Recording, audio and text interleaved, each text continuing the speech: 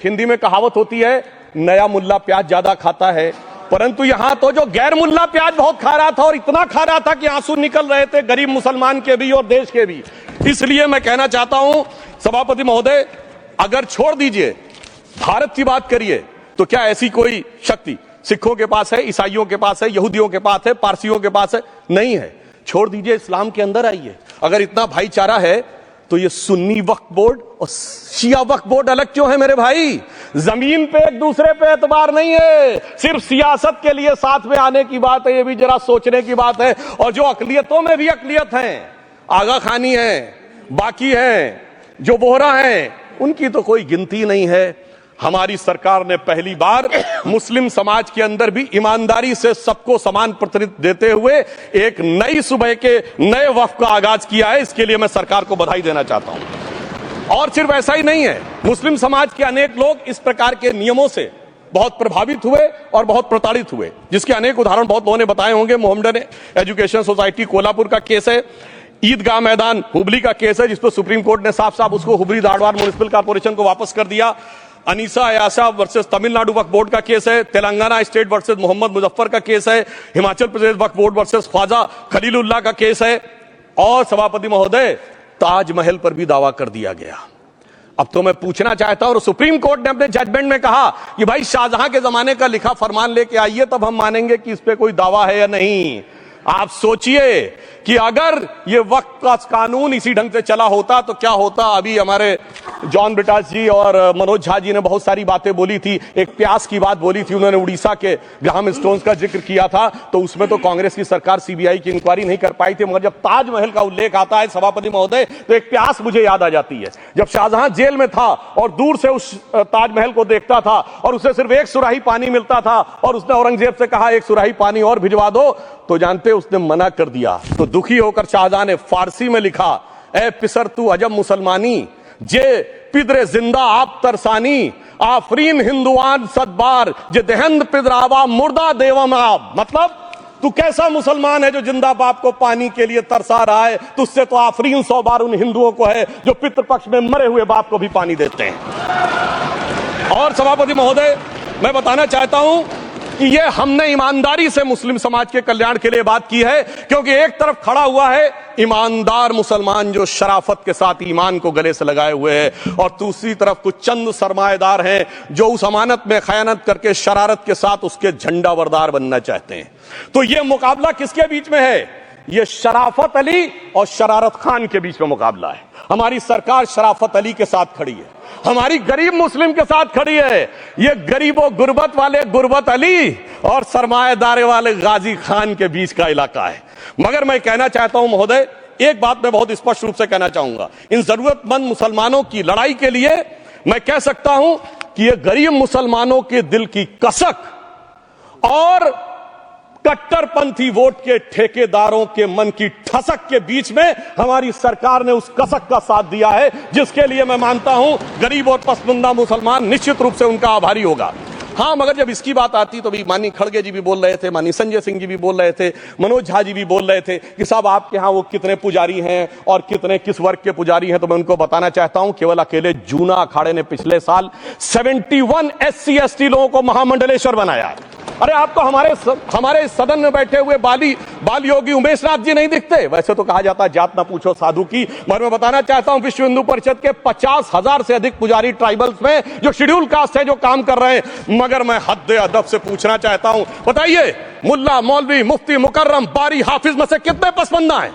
उसमें कितने जुलाहा अंसारी गौसी बताइए मिरासी कितने हैं? बाकी छोड़िए, पसंदला बोर्ड में है क्या? अरे वक्फ बोर्ड में है क्या? इसीलिए मैं कहता हूं खुद मियां फजीहत दूसरों को नसीहत। अगर ईमानदारी से बात करनी है तो उस पर आगे। मगर मैं एक बात और कहना चाहूंगा कि हमारी जो सरकार ने नाम दिया है, इसको उम्मीद नाम दिया है। और ये उम्मीद है किसके लिए? उस ईमानदार मुसलमान के लिए और देश के हर खासो आम के लिए ये उम्मीद है।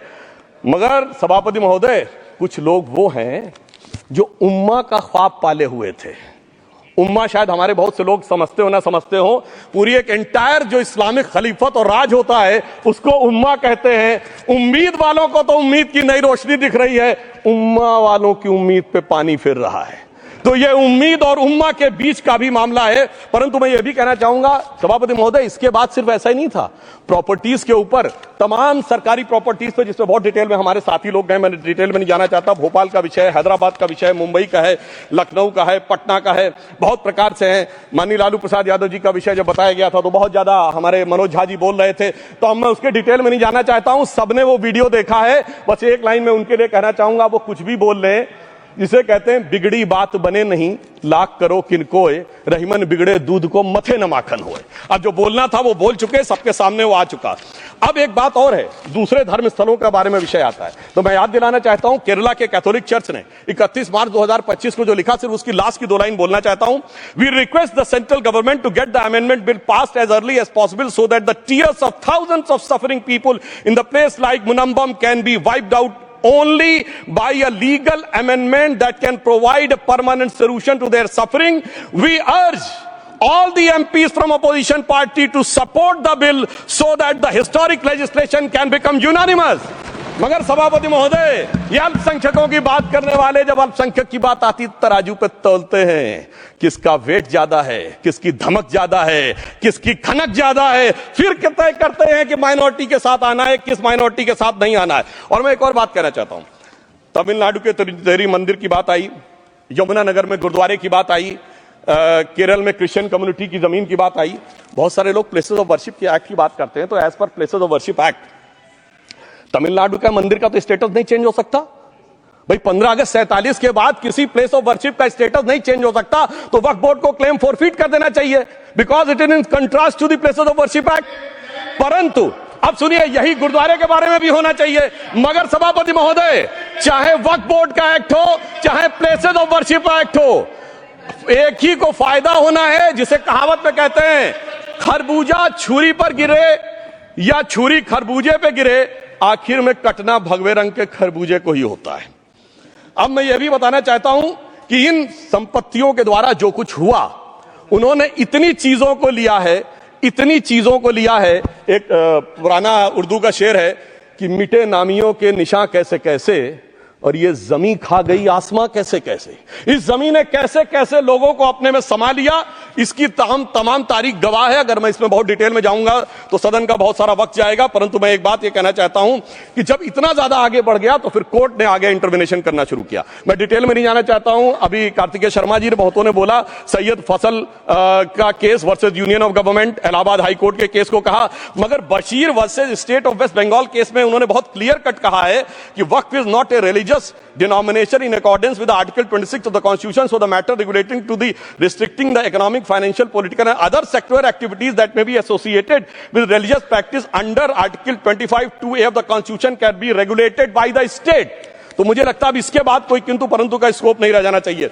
परंतु उसके बाद भी सभापति महोदय, जो कानून को न माने, जो कहे संविधान को नहीं मानेंगे, और जो ये कहे कि साहब अदालत के आदेश को भी नहीं मानेंगे, तो फिर इसका मतलब उसके मन में तो एक ऐसी बादशाही आ गई है। इसके लिए मुझे सभापति महोदय, वो पुरानी वाली फिल्म अगर लोगों को याद हो तो मुगले आजम का वो सीन याद आता है कि जब अकबर ने अनारकली को कैद कर लिया तो सलीम कहता है, जब्त मैं करूं जिसकी की जमीन वीरान हो गई है, जब्त वो न करे जिनके सिर्फ शौक के बाद चाहत को ठेस पहुंची है। ये जिल्ले इलाही की बादशाही नहीं बल्कि खुदाई है। मैं कहना चाहता हूं, जो संविधान को न माने, कानून का न माने, इसका मतलब वो अपनी खुदाई में जी रहा है। तो ये वो लोग हैं। और वैसे मैं सभापति महोदय, खुदाई से आजकल बहुत से लोगों को डर लगता है, क्योंकि जहां जहां खुदा है वहां वहां भगवान है, जहां जहां खुदा है वहां वहां भगवान है। बाकी आप सब बहुत बुद्धिमान हैं। अब मैं ये भी बात कहना चाहता हूं, और वैसे आखिर में उस अनारकली को कैद से छुड़ाने के लिए सलीम का एक हिंदू साथी दुर्जन सिंह ही आया था। मैं कह सकता हूं कि वक्फ की इस मुकद्दस जमीन को अगर कैद करके रखा है तो उन चंद लोगों ने, जिनके दिमाग आज भी उन चीजों में भरे हुए हैं कि कोई समझता हम तो किसी जमाने में हुक्मराने वक्त थे, कोई कहता हुजूर नवाब थे, कोई कहता बादशाह आलमगीर थे, कोई कहता है बादशाह गाजी जिंदा पीर थे। तो नदीमुल हक साहब ने जो बोला था ना किसी के बाप का हिंदुस्तान थोड़ी है। बिल्कुल मैं कहना चाहता हूं, जिन्होंने इस देश के लिए खून बहाया उनके बाप का हिंदुस्तान है, उस गरीब मुस्लिम कारीगर के बाप का हिंदुस्तान है। पर जो ये कहते हैं कि आगरे का लाल किला किसके बाप ने बनवाया, आगरे का किला किसके बाप ने बनवाया, दिल्ली का किला किसके बाप ने बनवाया, हैदराबाद का चार मीनार किसके बाप ने बनवाया, उसके बाप का यह हिंदुस्तान नहीं है। और उसके बाद भी जो आप करना चाहते हैं, अगर इस रास्ते में आप कांटे बिछाना चाहते हैं, तो उनके लिए एक लाइन कहना चाहता हूं, सभापति महोदय, तेरी तमन्ना है पर हम खार न बोने देंगे। खार कांटों को कहते हैं। तेरी तमन्ना है पर हम खार न बोने देंगे, तुझे हम राह की दीवार न होने देंगे। तू सबको रौंद कर आगे जो निकलना चाहे, हम तेरी इतनी भी रफ्तार न होने देंगे। और इसीलिए हमारी सरकार ने इस विषय के ऊपर एक सही और सटीक प्रयोग करने का प्रयास किया है। मैं दूसरी बात यह भी बताना चाहता हूं, हमारे डीएमके के तिरुचि शिवाजी ने अनायास अकारण यह बात बोली थी कि उस समय जब जिन्ना का उल्लेख करते हुए उन्होंने कहा कि पार्टीशन के समय, तो मैं उनके सुलभ संज्ञान के लिए बता देता हूं, 1946 की कॉन्स्टिट्यूएंट असेंबली में मद्रास प्रेसिडेंसी में 30 आउट ऑफ 30 सीट जो थी वो मुस्लिम लीग ने जीती थी विद 95% ऑफ वोट्स, और एक भी मुस्लिम वहां के बाद बाहर नहीं गया। इसलिए मैं ईमानदारी से कहना चाहता हूं, फैक्ट को समझिए। और जो मद्रास प्रेसिडेंसी के मुस्लिम लीग के अध्यक्ष थे और पीजे पोकर साहब बहादुर और मोहम्मद इस्माइल, वही बाद में इंडियन यूनियन मुस्लिम लीग के अध्यक्ष बने, और उन्होंने 28 अगस्त 1947 को सेपरेट इलेक्टोरेट मांगे, जो कोई जाके कॉन्स्टिट्यूएंट असेंबली की डिबेट में पार्लियामेंट किया। आप वेबसाइट पे पेज नंबर 270 पे जाके पढ़ लीजिएगा। सरदार पटेल ने बड़े गुस्से में इस बात को कहा, अब जो हो गया सो हो गया, एक रात में दिल नहीं बदल गया, मगर अब देश के लिए कैसे आगे बढ़ना है उसके लिए ईमानदारी से आगे आओ। और खैर मैं अंबेडकर जी और पटेल जी के बहुत सारे वो कोट कर सकता हूं, सारी बातों को छोड़िए। मगर अफसोस की बात यह है सर कि अभी मनोज झा जी ने बोला था हम में से कोई शक है, कोई हूण है और ये करिए। अरे भैया जमाने चले गए, अब जेनेटिक सीक्वेंसिंग का जमाना आ गया है। और जेनेटिक सीक्वेंसिंग ने क्या प्रूव किया है, दुनिया के सबसे बड़े मुस्लिम देश इंडोनेशिया के राष्ट्रपति आए थे और राष्ट्रपति भवन में उन्होंने डिनर के दौरान कहा कि few weeks back I got my genetic sequencing done and I was told that I am an Indian GDN. अरे साहब कहां गुलामी की मानसिकता में पड़े हुए हैं सभापति महोदय। और यहां गुलामी की मानसिकता इस कदर पैबस्त है लोगों के दिमागों में। किसी सदन के एक सदस्य यहां विराजमान है, वो उस समय महाराणा सांगा का उल्लेख कर दिए। मैं ईमानदारी से कहता हूं, एक भी इंडियन सोर्स में इसका उल्लेख नहीं है, सारे के सारे फॉरेनर्स और लुटेरों के सोर्स में उल्लेख है। इसीलिए मैं कहता हूं, ये गुलामी के जिन्होंने गुलाम बनाया उनके सोर्सेस पे यकीन ना करिए। और वैसे थोड़ा सा आउट ऑफ कॉन्टेक्स्ट हो तो ये भी बोल दूं, हमारे सदन के बहुत सदस्यों को नहीं पता होगा, अलेक्जेंडर के आक्रमण का किसी भारतीय सोर्स में कोई उल्लेख नहीं है, होरस नाम के किसी राजा का उल्लेख नहीं है, सिर्फ और सिर्फ ग्रीक में है। इसलिए गुलामी की मानसिकता से बाहर निकलिए, तब इन चीजों को आप सही ढंग से समझने में सफल होंगे। मेरा अब यह भी अनुरोध अपने सदस्यों के साथ है। वक्त की अवधारणा के बारे में बहुत कुछ बोला जा चुका है कि ये ओरिजिनली कहां से आया, पर मैं इतना कहना चाहूंगा, सबसे पहले वक्त का उल्लेख आता है जब ससनिड एम्पायर को खलीफा उमर ने कैप्चर किया, तो आज का जो सदर्न इराक है उसके इलाके को उन्होंने वक्फ डिक्लेयर किया और वो स्टेट के द्वारा कंट्रोल होता था। स्टेट के बारे में माननीय नड्डा जी ने अभी बताया कि बड़े बड़े देशों में किस ढंग से होता था। सर सैयद अहमद खान ने भी वक्फ को मूल इस्लाम का हिस्सा न मानते हुए इसके लिए मुजार शब्द कहा है, जो शरिया के अंतर्गत आता है, और इसी के लिए उन्होंने फतवा आलमगिरी को भी कोट किया था।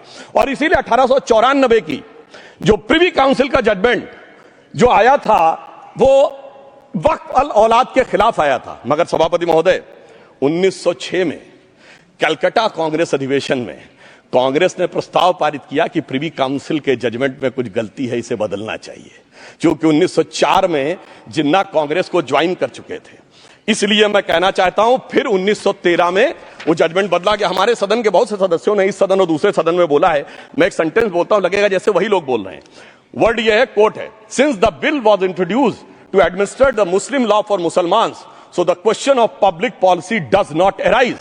लगता है जैसे हमारे कोई सदस्यों में बोल रहा हूं। सर, ये मोहम्मद अली जिन्ना ने अप्रैल 1913 में ही used this word while moving the report of the select committee to the imperial legislative council. Sir, 1913 से 2013 तक भाषा ही नहीं बदली और आज भी भाषा नहीं बदल रही है। हमें ईमानदारी से, और उस समय यूपी और बंगाल ने उसका विरोध किया था। आज यूपी और बंगाल के लोग किस तरीके से साथ में है वो पूरी तरीके से दिखाई पड़ता है। इसलिए हम ये कहना चाहते हैं, हाँ, एक प्रश्न बहुत उठाया जाता है कि केवल मुस्लिम ही वक्फ को क्यों दान दे सकता, ऐसा वक्फ बोर्ड में क्यों संशोधन किया गया। मैं ईमानदारी से कहना चाहता हूं, ऐसा नहीं कि मैं इस्लामिक मामलों का बहुत बड़ा आलिम फाजिल जानकार हूं, मगर इस्लाम में बहुत साफ मान्यता है कि जो गैर मुस्लिम है उसकी इबादत अल्लाह कबूल नहीं कर सकते, उसकी दुआ कबूल नहीं होगी तो दान कैसे कबूल होगा? साहब, हम इस्लामिक भावना का सम्मान कर रहे हैं। हमारे अल्पसंख्यक मंत्री गए थे तो वो मदीना में एक डेफिनेट लेवल तक जा सकते हैं, उसके आगे नहीं जा सकते। अगर इबादत की इजाजत नहीं है तो साहब जायदाद की इजाजत कैसे हो सकती है? मुस्लिम भावना का सम्मान है। और अगर है तो कोई मुल्ला मौलवी मुफ्ती मुकर्रम बारी आज आके बता दे कि कबूल हो सकती है दुआ, तो हम दान भी कबूल करने के लिए तैयार हैं। और तो और छोड़िए साहब, जब आप कहते हैं कि हर चीज हलाल होनी चाहिए, तो साहब हलाल करने की प्रक्रिया नहीं, हलाल करने वाला भी मुस्लिम होना चाहिए, तब वो हलाल होता था। तो मैं पूछना चाहता हूं साहब, काटने के लिए तो हलाल होने के लिए मुस्लिम जरूरी है और बांटने के लिए बगैर मुस्लिम के भी हलाल होगा? ऐसा तो नहीं हो सकता। तो जो हमारी सरकार ने किया है वो मुस्लिम भावना के सम्मान के लिए किया है। और जहां तक मैं कहना चाहूंगा, हिंदू समाज के बारे में बात करते हैं, हमारे यहां कोई प्रॉब्लम नहीं है। हमारे यहां कोई ऐसा नहीं कि हज पे कोई गैर मुस्लिम नहीं जा सकता। हमारे देखिए कुंभ में 50 लाख विदेशी आए थे और किसी से नहीं कहा यार कन्वर्ट हो जाओ। इसलिए मैं कहना चाहता हूं, हिंदुइज्म की धारणा और बाकी धारणा का जो तुलना करने का प्रयास करते हैं वो बहुत उचित नहीं है। मगर सभापति महोदय, इस वक्त में कई अद्भुत नजारे दिखाए। इस्लाम में जो काफिर से ज्यादा मुशरिक और शिर्क को बुरा माना गया, नहीं जो भगवान को माने ही नहीं। यहां देखिए वो लेफ्ट के लोग जो कहते हैं धर्म एक अफीम है, वो आज खुदाई खिदमतगार बन के खड़े हो गए। सोचिए कैसा बदलाव आया है। और सर, मुझे एक और चीज नजर आती है। एक पुराना गीत था, वक्त ने किया क्या हसी सितम। तो आज मैं कहना चाहूंगा, वक्त ने किया क्या हसी सितम कि मुस्लिम लीग और शिवसेना मिलके हो गए हम। और मैं कहना चाहता हूं, ये मुस्लिम लीग वो है जिसने सेपरेट इलेक्टोरेट की मांग की थी और इस शिवसेना के उबाटा के हमारे इस सदन के एक सदस्य हैं। और सर, हमारे साथ मुरली जी बैठे हैं। मुरली देवड़ा जी ने मुझे याद दिलाया, मिलिंद देवड़ा जी ने याद दिलाया, उन्होंने कहा एक जमाने में उन्होंने कहा था मुस्लिमों की नागरिकता छीन लेनी चाहिए। इसीलिए मैं कह रहा हूं, वक्त ने किया क्या हसी सितम, ये दोनों मिलके हो गए हम। और सर, मैं इसके बाद एक टेक्निकल बात करना चाहता हूं। जब इन्होंने टाइम ड्यूरेशन हटा दिया था और बैक में पीछे जा सकते थे, तो मैं पूछना चाहता हूं सर कि जब ब्रिटिश हुकूमत आई तो उसने तो मुगलों सारी हुकूमत ले ली थी, तो उनका मालिकाना हक कैसे हुआ? सर, 1707 के बाद तो इस्लामी हुकूमत दिल्ली से खत्म हो गई थी। एक आखिरी मुगल बादशाह शाह आलम के लिए तो बोला जाता था सल्तनते शाह आलम दे लाल किले ते पालम, यानी आज का आईजीआई एयरपोर्ट। तो साहब उसके बाद ये गुजरात के सूरत से लेकर लखनऊ तक उनका मालिकाना हक निकलने कहां से लगा? अरे भाई, जब दिल्ली को कैप्चर किया था अंग्रेजों ने तो सारी जमीन अंग्रेजों की थी। तो जब मैं अपने कांग्रेस के मित्रों से पूछना चाहता हूं, ये जब गवर्नमेंट ऑफ इंडिया एक्ट में पावर डीड ट्रांसफर की थी तो पढ़े नहीं थे क्या? या खोखले कागज पर साइन कर लिए थे? या कागज सही था, आप खोखला करने की बात है? मैं पूछना चाहता हूं, जब 250 साल तक वो हुकूमत ही नहीं रही तो उस हुकूमत के फरमान की लेजिटिमेसी कैसे हो सकती है? ये मैं कानूनविदों के लिए भी एक फूड फॉर थॉट रखने की बात करता हूं। और दूसरी बात मैं कहना चाहता हूं, ये किन हुकूमतों की बात कर रहे हैं सभापति महोदय? अगर सूरत नगर निगम पे दावा है मुगल के जमाने का और तमिलनाडु के मंदिर पर अरकाट के नवाब का, सभापति महोदय, ये वो हुकूमतें थी जो जजिया लगाती थी। ये वो हुकूमतें थी जो जिम्मी का कॉन्सेप्ट रखती थी। ये वो हुकूमतें थी जो गाजी की बात करती थी। क्या भारत के संविधान में उन हुकूमतों के फरमान को सही मान्यता देना सही है? बिल्कुल गलत है। मैं कहता हूं, बाबा साहब अंबेडकर के संविधान में यदि आप ऐसी हुकूमतों के फरमान को रखने की कोशिश करते हैं तो this is fraud on constitution. और हमारी सरकार ने अगर बैकडेट से वो बंद किया है तो उस फ्रॉड को रोकने की पूरी व्यवस्था की है। और यहां पर मैं ये भी कहना चाहता हूं सभापति महोदय, जमींदारी उन्मूलन 1948 में हो गया, मगर ये बाद में जमींदार कैसे क्रिएट हो गए? हमने बचपन में विनोबा भावे, हम लोग के जन्म से बहुत पहले की बात है, विनोबा भावे जी के भूदान आंदोलन की बात सुनी थी, जिसमें जमींदारों से पैसा लेके जमीन लेके गरीबों को दी जाती थी। पर सभापति महोदय, कभी आपने सुना कि गरीबों की जमीन जमींदारों को मिल जाए? वो 2013 के बोर्ड ने वो व्यवस्था कर रखी थी। यानी वो भूदान आंदोलन था गांधी जी के शिष्य विनोबा जी का, तो आज के गांधियों के नेतृत्व में भू हड़प आंदोलन शुरू हो गया। अगर वो भूदान आंदोलन था तो ये भू हड़प आंदोलन था। इसलिए मैं एक और बात भी कहना चाहूंगा सभापति महोदय कि जिन हुकूमतों के फरमान की बात की जाती है, एक और फैक्ट है, इसको कोई अन्यथा न ले, जितने मुस्लिम बादशाह अलाउद्दीन खिलजी के बाद उन्होंने बगदाद की खलीफा का खुतबा पढ़ा है, that is a foreign rule, it's on record. कैसे उसको भारत सरकार मान्यता दे सकती है? इसलिए मैं कहना चाहता हूं, जरा सा गौर से देखेंगे तो हकीकत आपके सामने आ जाएगी। और क्या कभी किसी ने कल्पना की, किसी क्रिश्चियन ने तो नहीं कहा कि इंडिया गेट हमारा है, गेटवे ऑफ इंडिया हमारा है, और चर्च नहीं सही फिर भी चर्च गेट हमारा है? तो फिर ये केवल किसी एक के दिमाग में क्यों आती है? हमने जो इवैक्यू एक्ट के तहत दे दिया था पाकिस्तान के गए लोगों को, क्या हमारे जो सिख और हिंदू भाई आए थे उनकी जमीनें मिली? अरे महाराजा रणजीत सिंह की राजधानी लाहौर थी और काबुल तक था राज, तो क्या उन्होंने जमीनें नहीं दान दी होगी गुरुद्वारे और मंदिरों को? वो मिली? अरे वो तो छोड़िए, ननकाना साहब और करतारपुर साहब तक नहीं मिला था। इससे दिखाई पड़ता है कि कितनी एक तरफा हम लोगों ने कोई निगोशिएट ही नहीं किया और उसे करने की बात कही थी। इसलिए मैं कह सकता हूं सर, अब हमारी सरकार ने जो संशोधन किए हैं, अब यह मजहबी हुकूमत के फरमान से नहीं, बाबा साहब अंबेडकर के संविधान से चलने वाला है। अब मैं अंत में उस विषय के ऊपर आता हूं जिसे सांप्रदायिक राजनीति बनाम सेकुलर राजनीति इसके ऊपर कहा जाता है। सभापति महोदय, मैं बताना चाहता हूं कि जब आजादी मिली उसके बाद क्या किसी ने डिमांड किया था कि हमें वक्फ बोर्ड चाहिए? नहीं किया था। फिर क्यों 54 में दिया गया? किसी मुस्लिम ने डिमांड किया क्या कि मदरसे चाहिए? फिर क्यों दिया गया? मुस्लिम समाज तो राष्ट्र की मुख्य धारा में आने को तैयार था, इसीलिए यूसुफ खान, दिलीप कुमार के नाम से आने में उन्हें कोई प्रॉब्लम नहीं थी। महजबीन बानो को मीना कुमारी के रूप में आने में प्रॉब्लम नहीं थी। मुमताज बेगम को मधुबाला बन के आने में प्रॉब्लम नहीं थी। हामिद अली को अजीत के रूप में आने प्रॉब्लम नहीं थी। मगर, और मैं यह भी बताना चाहता हूं, मुस्लिम समाज में बहुत बड़ा तबका उस समय इस बात को सोच रहा था, और अभी कपिल सिब्बल साहब बोले, ये उस चीज के वकील रहे, इन्हें पता होना चाहिए, पता होगा कि सुन्नी सेंट्रल वक्फ बोर्ड राम मंदिर में 1961 में मुद्दई बना है, 12 साल के बाद, क्योंकि के मोहम्मद ने लिखा है कि एक बहुत बड़ा तबका था जो ये मानता था कि हमें इस चक्कर में नहीं पड़ना चाहिए। मगर अफसोस कि वही लेफ्टिस्टों, सेकुलरिस्टों ने उनको समझाकर इस मुकाम तक लाकर खड़ा कर लिया। अब यहां मैं एक और बात कहना चाहूं, खैर छोड़िए उन सरकारों ने बाद में क्या दिया, मगर उसके बाद सुनिए, इंदिरा जी के जमाने में मुस्लिम पर्सनल लॉ बोर्ड आया, तो राजीव जी के जमाने में शाहबानो केस आया, तो नरसिम्हा राव के जमाने में 95 का एक्ट आया, तो मनमोहन सिंह जी के जमाने में 2013 का एक्ट आया, मगर इलाज नहीं निकला। तो इसे एक शेर में कहूंगा कि मरीजे सेकुलर इश्क पर लानत खुदा की, मर्ज बढ़ता गया जो जो दवा की। अब मैं सभापति महोदय एक और बात कहना चाहता हूं, शुरू के 20-25 साल में मुस्लिम समाज के बारे में मैं कहना चाहता हूं। आज जब आजादी मिली तो मुस्लिम समाज के प्रतीक कौन थे? उस्ताद बिस्मिल्लाह खां, उस्ताद फरीदुद्दीन डागर, उस्ताद बड़े गुलाम अली, उस्ताद जाकिर हुसैन, जिनकी अभी कुछ दिन पहले डेथ हुई, बड़े बड़े नगमा निवार, हसरत जयपुरी, मजरूर सुल्तानपुरी, साहिर लुधियानवी, कैफी आजमी, जोश मलियाबादी, जिगर मुरादाबादी। अब सर क्या हो गया? तब मुस्लिम समाज इन अदब के शाहकारों के साथ जोड़ा जाता था।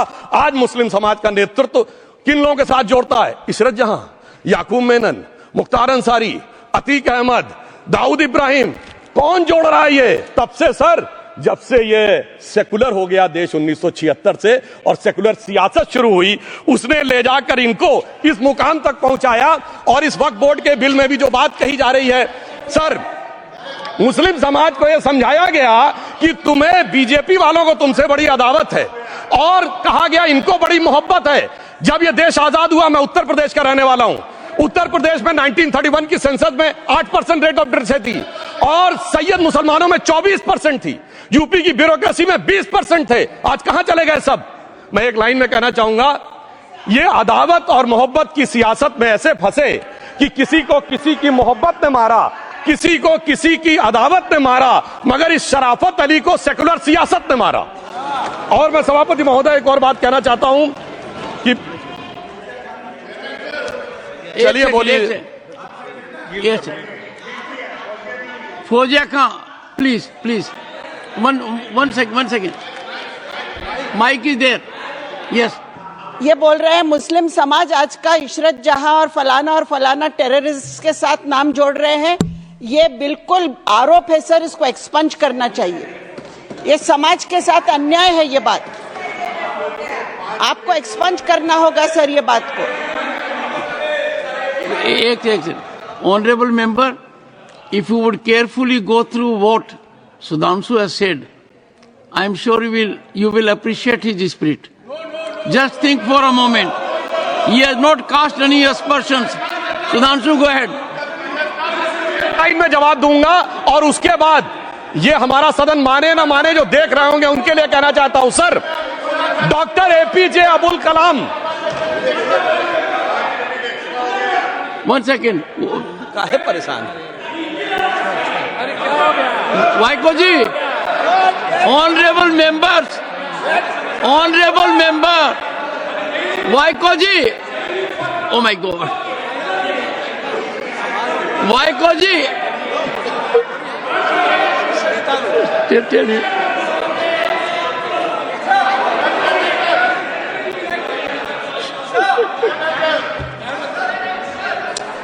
Honorable HM. को जी हिंदी समझ रहे हैं।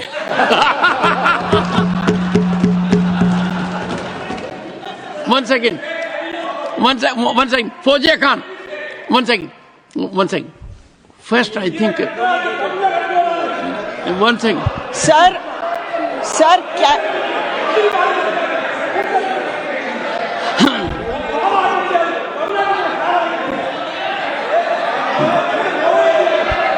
Sir, community cannot be stigmatized. Yes. An entire community cannot be branded like this. Fauziya Khan ji, I'll come to you. I'll give you the opportunity. Honorable Finance Minister. But one line he said. One line. No, one nimisham irungappa, please. He might be very emotional, sir. But that one line he said is objectionable, and I will seek your indulgence to remove it. He said, Tamil Nadu la kaal vai paakren. You enter Tamil Nadu, I'll see you. No good. No good.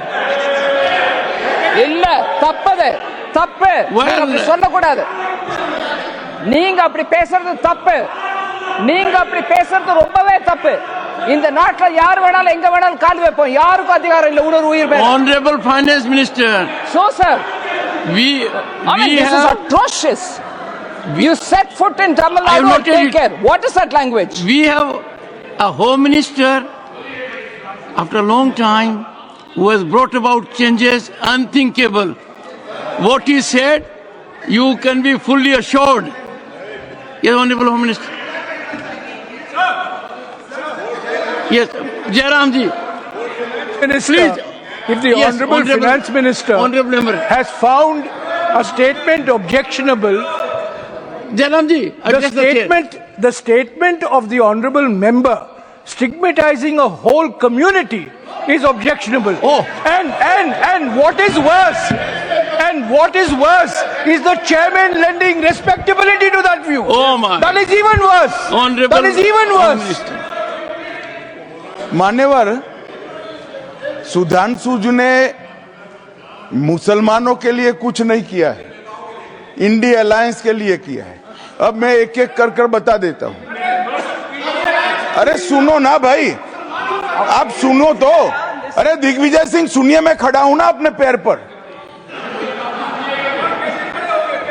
मान्यवर, सुधांशु जी ने कहा इशरत जहान, यही NCP party ने इशरत जहान के घर पर जाकर रुपयों का इनाम भी दिया था और उसको शहीद बताया था।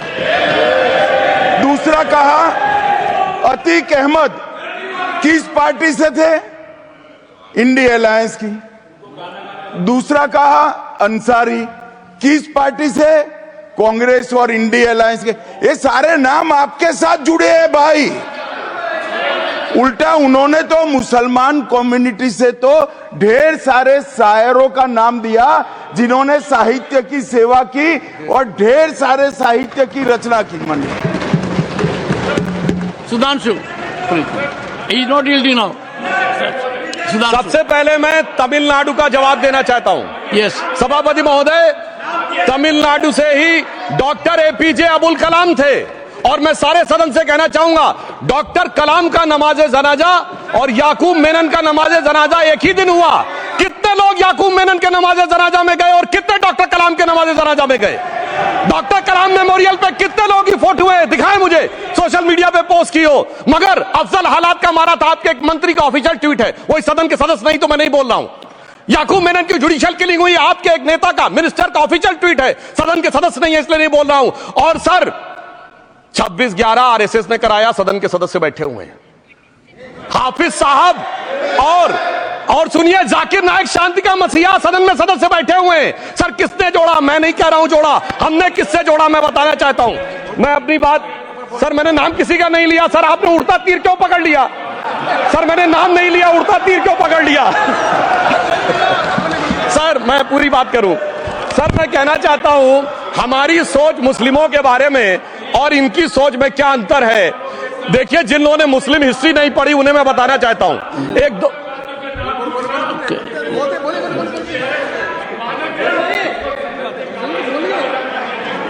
सभापति महोदय, मैं थोड़ा उन लोगों को इस्लामिक हिस्ट्री के बारे में बताना चाहता हूं। Honourable Digvijaya Singh, please, no, I'll give a chance. I'll give.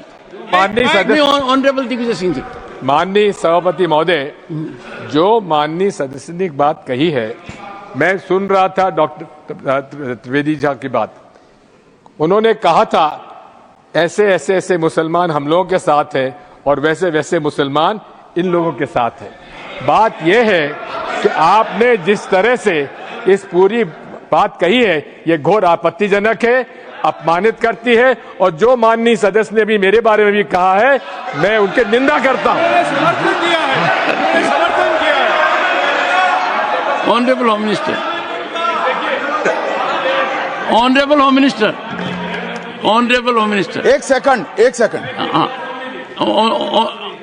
Okay, one second, your mic will be on. महोदय, मुझे ये सब कहने की जरूरत नहीं है, लेकिन जो गुजरात में दंगे और फसाद हुए, कौन कौन उसके लिए जिम्मेदार थे, बताइए। ऑनरेबल होम मिनिस्टर,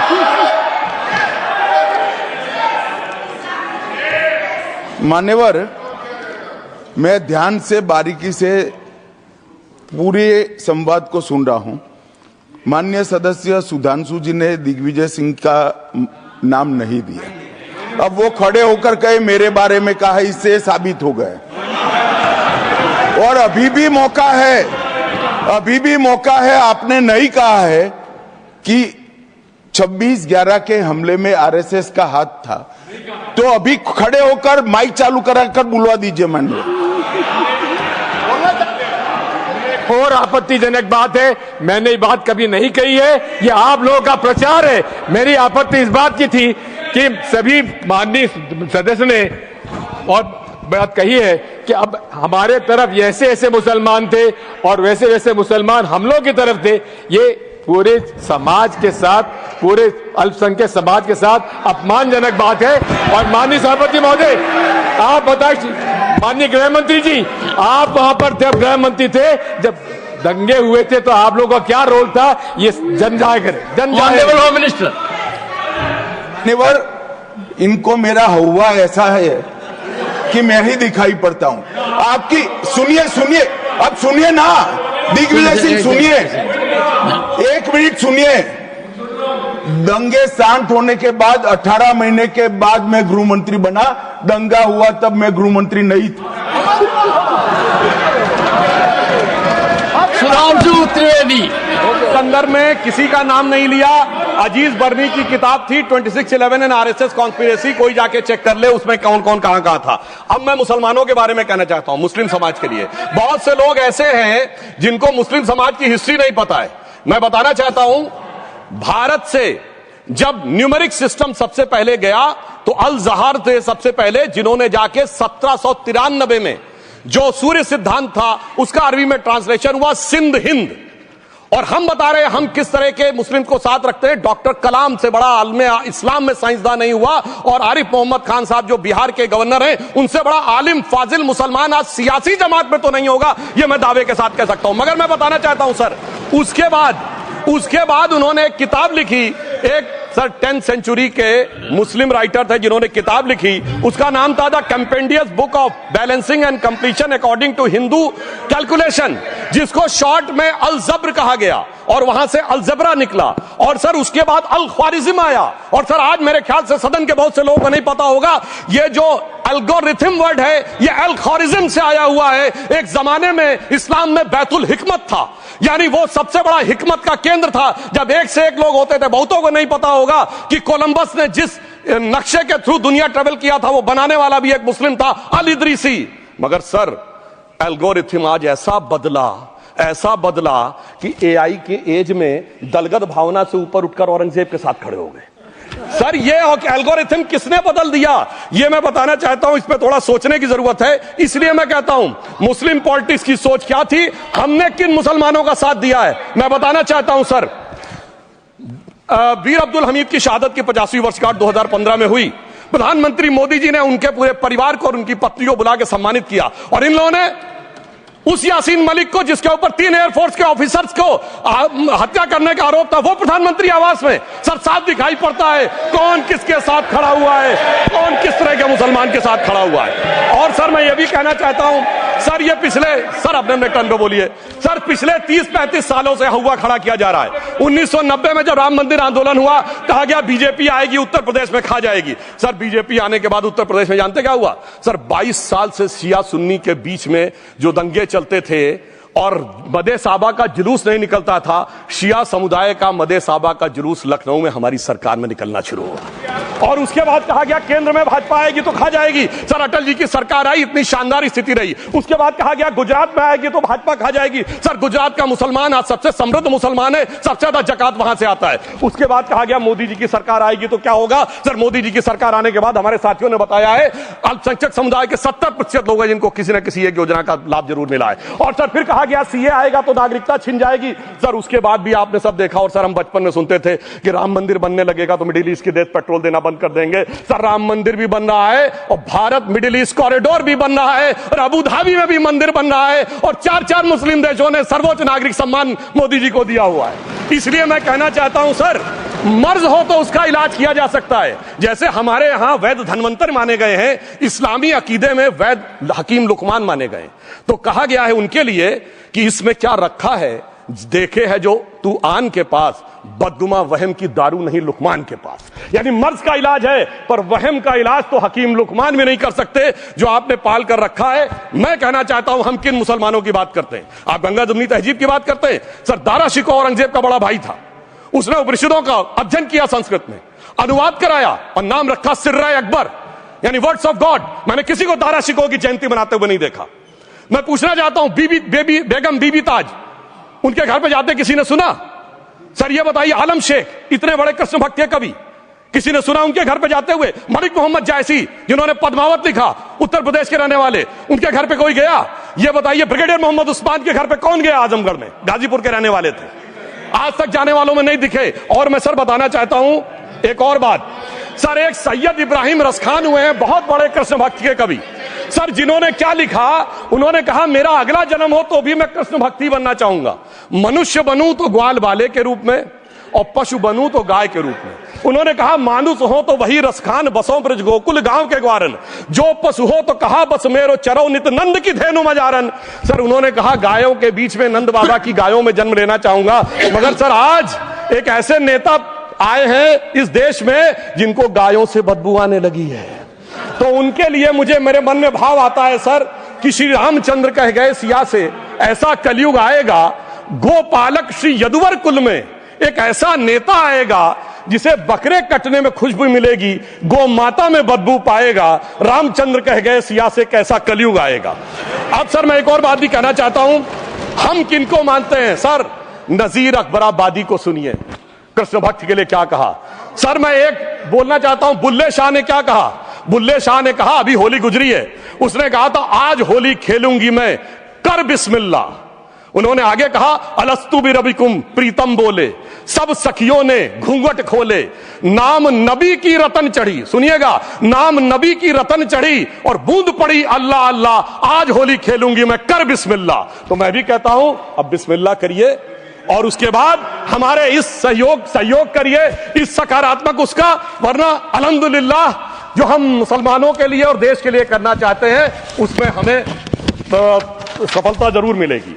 अंत में मैं सिर्फ ये कहना चाहता हूं सर, तमाम प्रकार की बातें यहां पर हुई, सकारात्मक और नकारात्मक, मगर अफसोस की बात यह है कि 1913 के वक्फ वाल औलाद से लेके 2013 के वक्फ वाल औलाद तक इनकी फितरत नहीं बढ़ती, क्योंकि सर ये तो पार्टियां ही अल औलाद हैं, तो इनको तो उससे बहुत ज्यादा वो होगी। पर मैं सिर्फ अंत में कहना चाहता हूं सर, अपनी सोच बदलिए। आप जिस कश्ती पे सवार होकर इस दरिया को पार करने की कोशिश कर रहे हैं, पिछले 75 साल में नहीं कर पा रहे हैं, 10-12 साल में बहुत हिचकोले खा रहे हैं, तो कश्ती और रास्ता बदलिए। तो इनके लिए अंत में एक पंक्ति कहते हुए बात समाप्त करना चाहूंगा कि इन्होंने कश्ती भी नहीं बदली, दरिया भी नहीं बदला, पर इन डूबने वालों का जज्बा भी नहीं बदला, पर है शौक सफर ऐसा, एक उम्र हुई हमने, मंजिल भी नहीं पाई, रास्ता भी नहीं बदला। अब अगर नई मंजिल पानी है, नई मंजिल की नई सुबह देखनी है तो मैं कहना चाहता हूं, आइए सबको साथ लेकर चलिए। और एक ऐसा वक्त आया है जब मैं जो हमारे किरण रिजिजू जी ने कहा था कि मैंने एक शम्मा जलाई हवाओं के खिलाफ, तो मैं प्रधानमंत्री मोदी जी की तरफ से कहता हूं कि हमें इल्जाम मत दीजिए, बहुत अफसोस होता है।